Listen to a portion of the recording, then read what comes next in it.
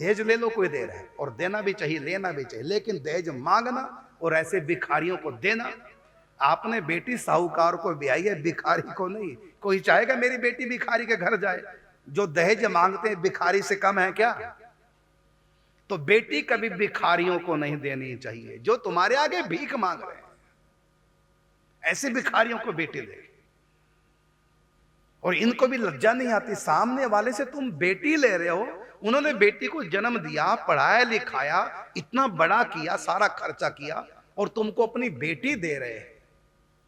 इससे बड़ा क्या धन होगा? कन्याधन कितना बड़ा धन, इससे बड़ा क्या चाहते हैं?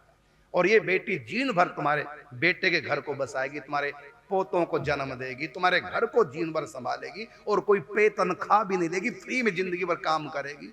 तुमको इसमें तसल्ली नहीं हो रही। और अपनी हैसियत से कोई कमी थोड़ी छोड़ता है बेटी को देने में। मोटरसाइकिल दे दी, उनकी मोटरसाइकिल की हैसियत थी, और बातों बातों में सास क्या सुना रही है, हमने तो सोचा था 4 पहिए वाली आएगी, ये तो 2 पहिए वाली आएगी। तू जाएगी 4 पहिए वाली देखने पिक्चर, बुढ़िया मरने जा रही है 4 पहिए। चारों पे उठेगी जब मरेगी, जब मरेगी, जब अर्थी उठेगी तब 4 उठाएंगे कंधे पे, 4 की जगह 8 पांव होंगे उस समय। तो दहेज लेना देना कोई है नहीं, हमारी संस्कृति सनातन है, लेकिन दहेज को मांगना और इन मंगतों को भिखारियों को देना, ये दोनों अपराध है। दहेज प्रथा कुप्रथा बन गई, सती प्रथा कुप्रथा बन गई थी। सती हमारे यहां हुई है कितनी, लेकिन जब जबरदस्ती झोंकने लगे, पति मर गया अब तू भी मर साथ, जब इसको बोलेंगे कुप्रथा। जो सत प्रथा थी वो कुछ कलयुग के लोगों ने उसको कुप्रथा बना दिया। ऐसी ये दहेज प्रथा अच्छी प्रथा है, लेकिन मांग मांग करके, तंग कर करके, ताने मार मार के इस अच्छी प्रथा को कुप्रथा बना दिया। दरअसल दहेज क्या जानते हो क्या है? दहेज में जो भी सामान दिया जाता वो लड़की खुद अपने हाथों से तैयार करती थी। कढ़ाई, सिलाई, बुनाई, रंगाई, क्या क्या, दरिया बनाना, हर चीज आइटम लड़की। उस समय होता था कि लड़की में कितना हुनर है, कितना वो सीखी है, वो सारा कुछ आर्ट उसके हाथ का बना और दहेज में दिया जाता था, और वहां पर दिखाया जाता था, देखो ये हमारी बहू के हाथों के सब चीजें बनी हुई है।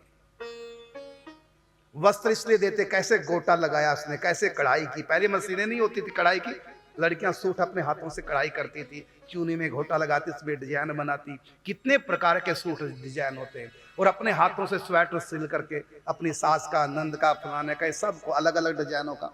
तो एक तरह से ये होता था कि लड़की का आर्ट कितना है, कितनी पढ़ी लिखी समझदार है, कितनी उसमें योग्यता है।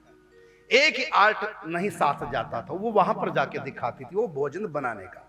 तो रिश्तेदार जब जाते, उससे पहले लास्ट का फंक्शन होता कि अब अंतिम आर्ट लड़की का देखो, क्या? भोजन। फिर उस दिन लड़की को चूल्हे चढ़ाते थे, वो भोजन बनाती, फिर इष्ट देव का भोग लगता, फिर सारे रिश्तेदार पाते, फिर विदा होते। लास्ट उसका आर्ट होता था भोजन का। तो दहेज का सीधा सीधा मतलब है आर्ट, हुनर, लड़की की योग्यता। सब कुछ लड़की अपने हाथों से बनाती थी। बस उसको जब दहेज बोलते थे, और जब पहुंचता था तो स्पेशल दिखावा होता था। रही बात श्रृंगार की, श्रृंगार भी दहेज नहीं होता, वो तो बेटी को सजाते हैं, दुल्हन का जोड़ा तो सब पहनाएंगे, सजाएंगे, वो कोई दहेज थोड़ी माना जाएगा। वो तो लड़की को सजाया। तो आर्ट और लड़की को जो जेवर चढ़ाए जाते हैं, कन्यादान कर समय 16 श्रृंगार होते हैं। ये प्रथा थी हमारी।